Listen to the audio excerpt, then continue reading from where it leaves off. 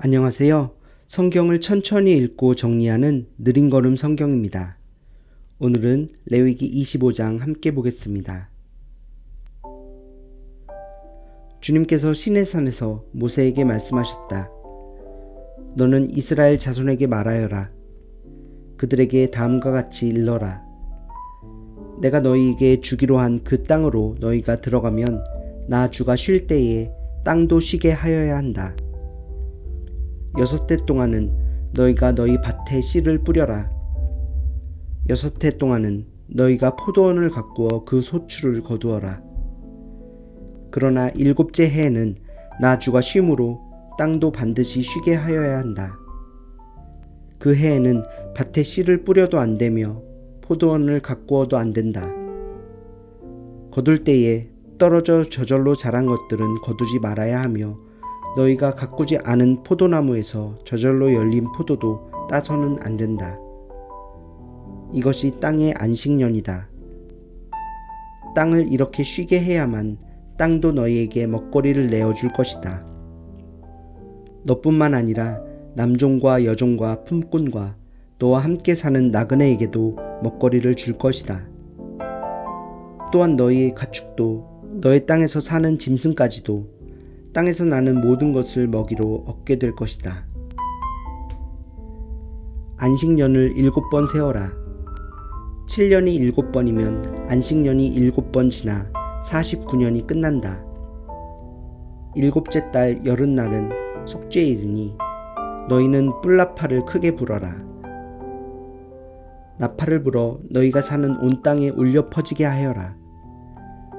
너희는 50년이 시작되는 이 해를 거룩한 해로 정하고 전국의 모든 거민에게 자유를 선포하여라. 이 해는 너희가 희년으로 누릴 해이다. 이 해는 너희가 유산 곧 분배받은 땅으로 돌아가는 해이며 저마다 가족에게로 돌아가는 해이다. 50년이 시작되는 해는 너희가 희년으로 지켜야 하는 해이다. 희년에는 씨를 뿌리지 말고 저절로 자란 것을 거두어서도 안 되며 너희가 가꾸지 않은 포도나무에서 저절로 열린 포도도 따서는 안 된다. 그 해는 희년이다. 너희는 그 한 해를 거룩하게 보내야 한다. 너희는 밭에서 난 것을 먹게 될 것이다. 이렇게 희년이 되면 너희는 저마다 유산 곧 분배받은 땅으로 돌아가야 한다. 너희가 저마다 제 이웃에게 무엇을 팔거나 또는 이웃에게서 무엇을 살 때에는 부당하게 이익을 남겨서는 안 된다. 내가 내 이웃에게서 밭을 사들일 때에는 희년에서 몇 해가 지났는지를 계산하여야 한다. 파는 사람은 앞으로 그 밭에서 몇 번이나 더 소출을 거둘 수 있는지 그 횟수를 따져서 너에게 값을 매길 것이다. 소출을 거둘 횟수가 많으면 너는 값을 더 치러야 한다. 희년까지 남은 횟수가 얼마 되지 않으면 너는 값을 깎을 수 있다. 그가 너에게 실제로 파는 것은 거기에서 거둘 수 있는 수확의 횟수이기 때문이다. 너희는 서로 이웃에게서 부당하게 이익을 남기려고 해서는 안 된다. 너희는 하나님 두려운 줄을 알아야 한다. 나는 주 너희의 하나님이다. 그러므로 너희는 내가 세운 규례를 따라서 살고 내가 명한 법도를 지켜서 그대로 하여야 한다. 그래야만 그 땅에서 너희가 안전하게 살 수 있을 것이다. 땅은 소출을 낼 것이고 그것으로 너희가 넉넉히 먹을 수 있을 것이며 거기에서 안전하게 살 수 있을 것이다. 7째 해에는 씨를 뿌려도 안 되고 소출을 거두어 들여도 안 된다면 그 해에는 우리는 무엇을 먹을까 하고 너희는 물을 것이다. 그러나 6째 해에 내가 너희에게 복을 베풀어 새 해 동안 먹을 소출이 그 한 해에 나게 하겠다. 8째 해 곧 너희가 다시 씨를 뿌리는 그 해에 너희는 묵은 곡식을 먹을 것이다. 9째 해가 되어서 해곡식이 날 때까지 너희는 묵은 곡식을 먹을 것이다. 땅을 아주 팔지는 못한다. 땅은 나의 것이다. 너희는 다만 나그네이며 나에게 와서 사는 임시 거주자일 뿐이다. 너희는 유산으로 받은 땅 어디에서나 땅 무르는 것을 허락하여야 한다. 네 친척 가운데 누가 가난하여 그가 가진 유산으로 받은 땅의 얼마를 팔면 가까운 친척이 그 판 것을 물을 수 있게 하여야 한다. 그것을 물을 친척이 없으면 형편이 좋아져서 판 것을 되돌려 살 힘이 생길 때까지 기다려야 한다. 판 땅을 되돌려 살 때에는 그 땅을 산 사람이 그 땅을 이용한 횟수를 계산하여 거기에 해당하는 값을 빼고 그 나머지를 산 사람에게 치르면 된다. 그렇게 하고 나면 땅을 판 그 사람이 자기가 유산으로 받은 그 땅을 다시 차지한다. 그러나 그가 그 땅을 되돌려 살 힘이 없을 때에는 그 땅은 산 사람이 희년이 될 때까지 소유한다. 희년이 되면 땅은 본래의 임자에게 되돌아간다. 땅을 판 사람은 그때에 가서야 유산 곧 분배받은 그 땅을 다시 차지할 수 있다. 성곽 안에 있는 집을 팔았을 때에는 한 해 안에는 언제든지 되돌려 살 수 있다. 집을 판 사람은 한 해 동안은 그것을 물을 수 있는 권리가 있다. 그러나 판 사람이 그것을 한 해 안에 되돌려 사지 못하면 성곽 안에 있는 그 집은 아주 산 사람의 소유가 되어 대대로 그 자손에게 넘어간다. 희년이 되어도 본래의 집 임자에게 돌아가지 않는다. 그러나 성곽이 없는 마을에 지은 집은 그것들을 토지와 같이 여겨 판 사람이 언제든지 물을 수 있고 되돌려 살 힘이 없을 때에는 희년이 될 때까지 기다렸다가 본래의 임자가 그것을 다시 차지한다. 그러나 레위 사람의 성읍 곧 그들이 유산으로 받은 성읍 안에 있는 집은 그렇지 않다. 레위 사람은 성읍 안에 있는 집을 팔았어도 언제든지 그것을 다시 물을 수 있다. 그가 물으지 않으면 성읍 안에 있는 그 팔린 집은 희년이 되면 본래의 임자에게 되돌아간다.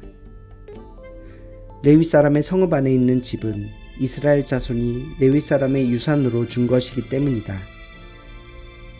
레위 사람의 성읍에 딸린 땅도 또한 영원히 레위 사람의 유산이기 때문에 팔 수 없다. 너희 동족 가운데 아주 가난해서 도저히 자기 힘만으로는 살아갈 수 없는 사람이 너희의 곁에 살면 너희는 그를 돌보아 주어야 한다. 너희는 그를 나그네나 임시 거주자처럼 너희와 함께 살도록 하여야 한다. 그에게서는 이자를 받아도 안 되고 어떤 이익을 남기려고 해서도 안 된다. 너희가 하나님 두려운 줄을 안다면 너희의 동족을 너희의 곁에 데리고 함께 살아야 한다. 너희는 그런 사람에게 이자를 받을 목적으로 돈을 꾸어주거나 이익을 볼 셈으로 먹거리를 꾸어주어서는 안 된다. 나는 너희의 하나님이 되려고 너희에게 가나안 땅을 주고 너희를 이집트 땅에서 이끌어낸 주 너희의 하나님이다. 너희 곁에 사는 동족 가운데서 누군가가 가난하게 되어서 너희에게 종으로 팔려왔어도 너희는 그를 종부리듯 해서는 안 된다. 너희는 그를 품꾼이나 임시 거주자처럼 너희의 곁에서 살도록 하여야 한다. 너희는 희년이 될 때까지만 그에게 일을 시키다가 희년이 되면 그가 자식들과 함께 너희를 떠나 자기 가족이 있는 조상에게서 받은 유산의 땅으로 돌아가도록 하여야 한다. 그들은 내가 이집트 땅에서 이끌어낸 나의 품꾼이므로 너희가 그들을 종으로 팔 수 없다. 너희는 그를 고되게 부려서도 안 된다. 모름지기 너희는 하나님 두려운 줄을 알아야 한다. 너희가 남종이나 여종을 두려면 너희의 주변에 있는 여러 나라에서 남종이나 여종을 사들일 수 있다. 너희는 또 너희와 함께 사는 외국인 거주자의 자손 가운데서나 너희의 땅에서 태어나서 너희와 함께 사는 그들의 가족 가운데서 종을 사서 너희의 소유로 삼을 수 있다. 너희는 또 그 종들을 너희의 자손에게 영원한 유산으로 물려줄 수도 있다. 바로 이들은 너희가 종으로 부려도 된다. 그러나 너희의 동포 이스라엘 자손들끼리 서로 고되게 부려서는 안 된다. 너희와 함께 사는 나그네 신세된 외국 사람이나 임시 거주자 가운데는 부자로 사는 사람이 있는데 마침 그 이웃에 너희의 동족이 살고 있다가 가난하게 되어서 그 외국 사람에게나 너희와 같이 사는 임시 거주자에게나 그 가족 가운데 누구에게 종으로 팔렸다고 하자. 종으로 팔려간 다음이라 하더라도 그는 종으로 팔릴 때 받은 값을 되돌려주고 풀려날 권리가 있다.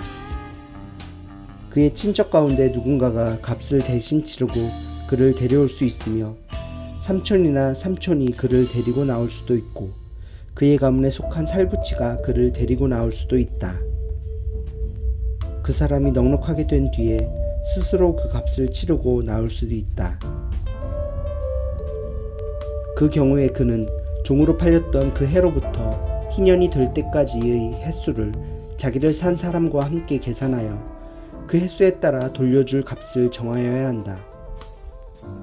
그 가운데서 그가 주인을 섬기며 일한 기간은 그가 이미 주인에게 일을 하여 준 기간이므로 값의 일부를 치른 것으로 계산하여야 한다. 아직 희년까지 남은 횟수가 많으면 남은 횟수만큼 많이 내고 와야 한다. 그는 종으로 팔릴 때에 받은 몸값에서 그 집에서 일한 횟수의 품삯을 떼낸 나머지를 무르는 값으로 치르면 된다. 희년까지 남은 횟수가 얼마 되지 않으면 그 횟수를 따져서 그만큼 적게 치르면 된다. 이때에도 그는 일한 횟수와 남은 횟수를 자기를 종으로 산 주인과 함께 계산하여 무르는 값을 정하여야 한다. 주인은 그를 해마다 고용하는 것으로 하고 그를 품꾼으로 대접하여야 한다. 어떤 주인이라도 그 종을 심하게 부려서는 안 된다. 위에서 말한 여러 방법 가운데 어느 하나로도 풀려날 길이 없다 하더라도 희년이 되면 그는 풀려날 수 있다. 자기만이 아니라 자식들도 그와 함께 풀려난다. 이스라엘 자손은 나에게 속한 나의 품꾼이기 때문이다. 그들은 내가 이집트 땅에서 이끌어낸 나의 품꾼이다. 내가 주 너희의 하나님이다.